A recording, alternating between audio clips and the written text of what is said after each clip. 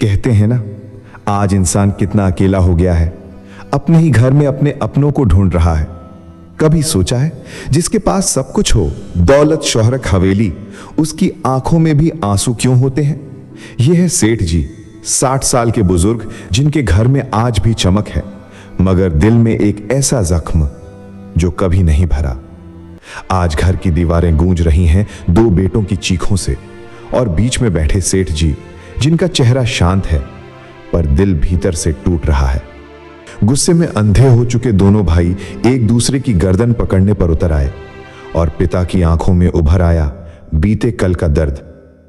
अचानक सेठ जी ठहाका लगाकर हंस पड़े। बेटे सन्न रह गए, मानो तूफान के बीच कोई दीपक जल उठा हो। बेटे हैरान, पापा, हम लड़ रहे हैं और आप हंस रहे हो? सेठ जी बोले, बेटो, जिस चीज के लिए तुम लड़ रहे हो, मैं तुम्हें असली खजाना दिखाऊंगा।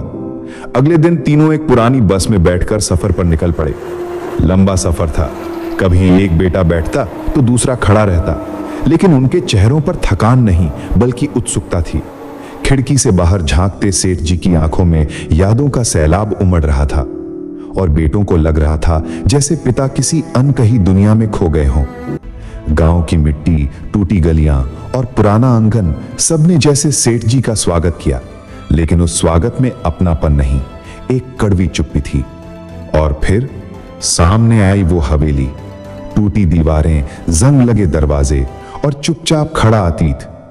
बेटों के लिए यह खंडर था, पर सेठ जी के लिए अधूरी जिंदगी का आईना।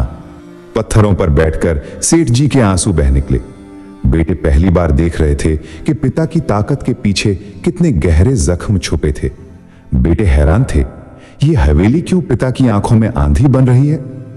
सेठ जी ने आंसू पोंछकर कहा, यही वो हवेली है जिसके लिए मैंने अपने बड़े भाई से झगड़ा किया था। मैंने हवेली तो ले ली, लेकिन भाई को खो दिया। उस दिन के बाद उसने मुझसे कभी बात नहीं की। सोचो बेटो, जिस हवेली के लिए मैंने भाई खोया, आज वही खंडर बन गई है।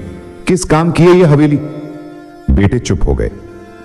सेठ जी ने समझाया, याद है बस की वो सीट? क्या वो हमेशा हमारी थी? नहीं। जैसे बस की सीट किसी की स्थायी नहीं होती, वैसे ही ये घर, जमीन और जायदाद भी नहीं होती। ये सब कुछ थोड़े समय के लिए हमें मिलता है और फिर कोई और ले लेता है। इसलिए बेटों, इन चीजों के लिए मत लड़ो। मैंने अपना भाई खोया, तुम एक दूसरे को मत खोना। और यही है असली सीख। हवेलियां टूटती बनती रहती हैं, लेकिन रिश्ते अगर टूट जाएं तो कभी नहीं जुड़ते।